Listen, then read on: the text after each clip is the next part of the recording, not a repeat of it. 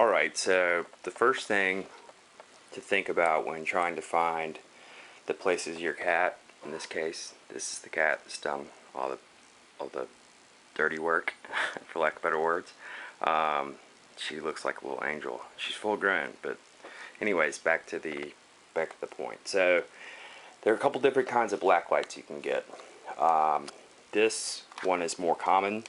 It's a little bar that, or a long bar that lights up, so you can scan it over the area.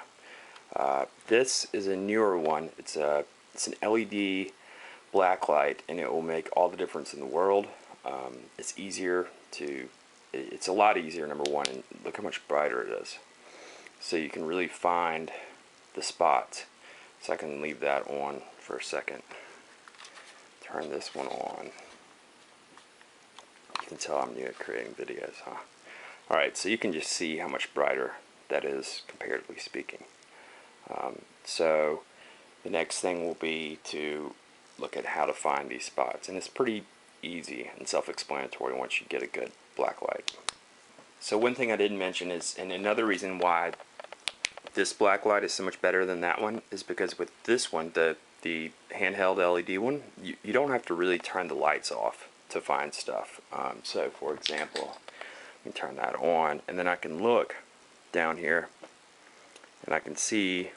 It's harder to see on the camera than it is. Well, you can kind of see it there.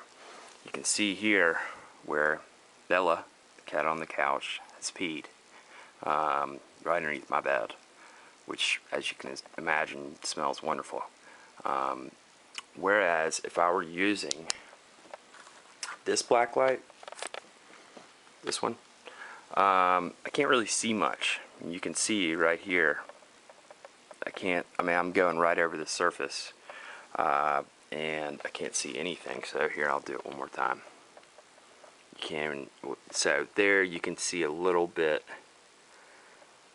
You can see it probably better in person. It turns a little bit, fluorescent yellow, but again, this thing's going to make your job so much easier. So now once you've found a spot, if you only use what you have, if you only have a weaker black light, then the trick is to go and get sticky notes and put them on top of the spot so that you can find it when the lights are turned back on. Or you can use, you could use chalk. So here's some sticky notes, for example. So now that I see this spot, I would put these sticky notes on there to make sure, and you want to make sure you get all the places so see there's still some around there. So you know where to, I don't even think I'll be able to clean it all up, cover it all up with these. So I would want one more sticky note here, to be honest, because you can still see this little part here, up there, poking out. So a good rule of thumb is to make sure, even when you put stuff like that down, to always apply whatever odor eliminating product you're going to use well beyond the area that's been covered, because once the pee goes in the carpet, it's going to saturate down and go outwards. Gravity's going to take it much broader. This is just the surface you need to think about, because your odor eliminator needs to come in contact with any instance of the cat urine. So that, and then oh yeah, you can use chalk, depending on your rug, of course.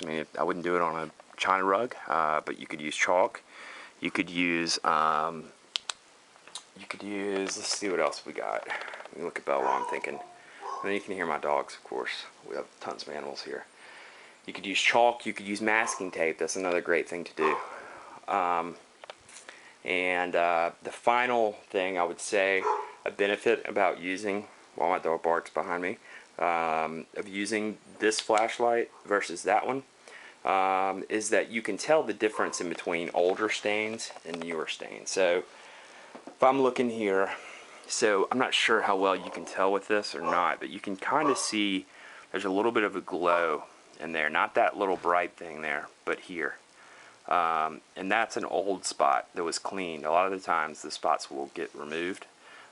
You know, they won't glow as well if they're older.